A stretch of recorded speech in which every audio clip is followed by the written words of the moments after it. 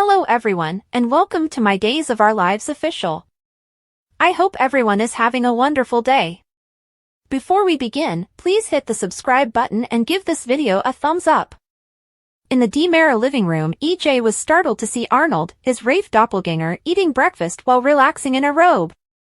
"What in God's name do you think you're doing?" EJ snarled as he quickly closed the entryway door. Arnold claimed to be having a good breakfast. "Is that my robe?" inquired EJ. EJ scowled and told Arnold to keep the robe after he mentioned how nice it felt on his nude body. EJ remarked, "You've had your fun, it's time to go." "What's the hurry?" "I just got here," Arnold said. No one could see Arnold with EJ, EJ reminded him. "My son is not a moron, and you are not Rafe. And if you stay around, he'll figure that out," EJ remarked. Chanel and Johnny were already on their way to work, Arnold observed. EJ loudly expressed his frustration that Johnny would run into Rafe and bring up the fact that he had spoken to Rafe at the mansion. "I staged your death and smuggled you out of the country when you were facing major felony charges prior to my father. You would be arrested right away if the authorities discovered that you were still alive," EJ stated. Arnold maintained that EJ was not in danger of going to jail since he was the DA. EJ retorted that he was answerable to the Salem residents and the mayor. EJ stated, "Many of whom were not overly happy that you bedded my wife while posing as the adored Rafe Hernandez. Brady, Sami. She was a real pistol," smirked Arnold. Arnold denied raping Sami, despite EJ's accusations. "She mistook you for Rafe. The reason she would sleep with him is another matter. However, the fact remains that Samantha was unable to give her consent," EJ snarled. "It's a gray area," Arnold said. "Admire Days, B&B, General Hospital, or other soap operas. Participate in the discussion on our SC boards. To interact with fans and start a conversation right away, click here. Well, you will be arrested for the murder of Faye Walker since it was definitely not a gray area. And you will face prosecution for that. Then, what are you going to do?" EJ stated. Arnold contended that in return for a settlement, he would volunteer to testify against EJ.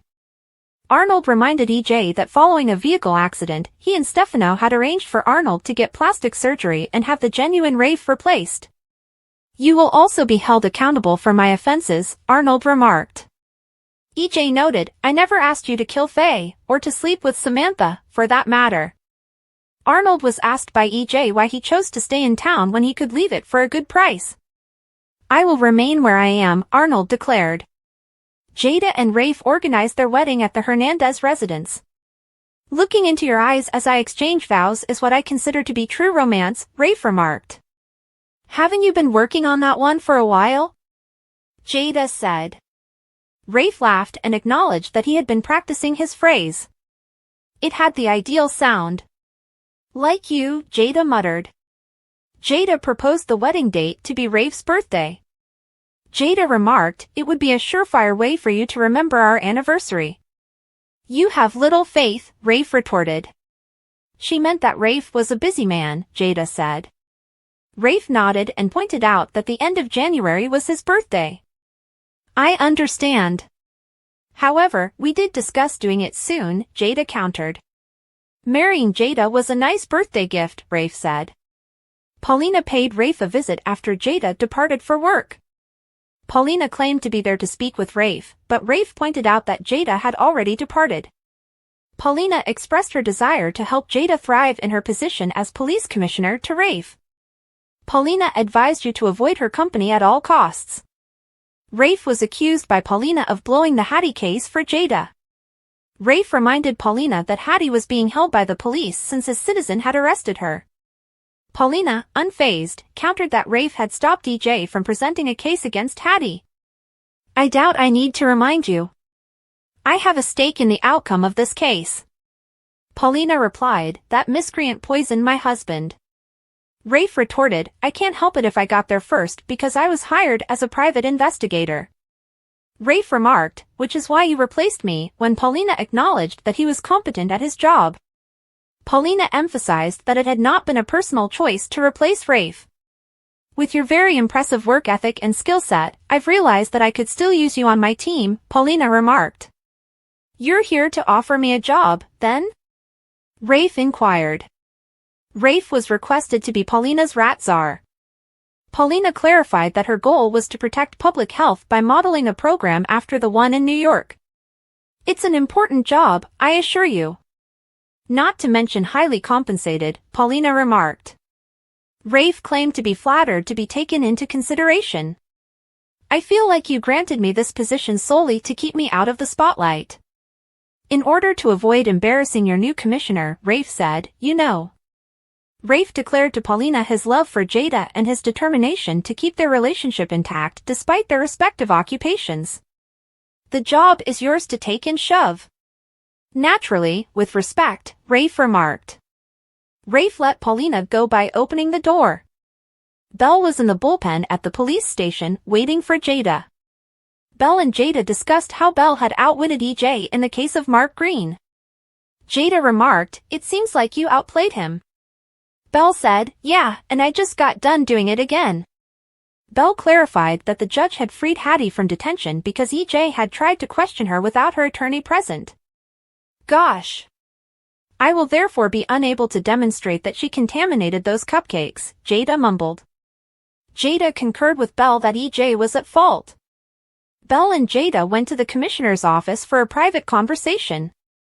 Jada was upset that EJ was responsible for her record and that he had botched several previous cases. You know, when the facts are against you, Belle remarked, not to defend EJ. Jada brought up the fact that EJ's last 2 cases had been ruined because he had tried to play dirty. It's true. Belle remarked, some might say that he's just very determined to win at all costs. Jada didn't agree. EJ just declines to prosecute the guilty party when he has a conflict of interest, Jada stated. Jada pointed out that it would be detrimental to Jada as well if EJ failed to obtain convictions. Jada remarked, I would prefer to work with someone like you. You want me to take EJ's place as DA? Belle inquired. Belle had a stronger winning run, Jada noted. Jada stated, I think we would make a very, very great team. Only Paulina could designate a DA, Belle pointed out.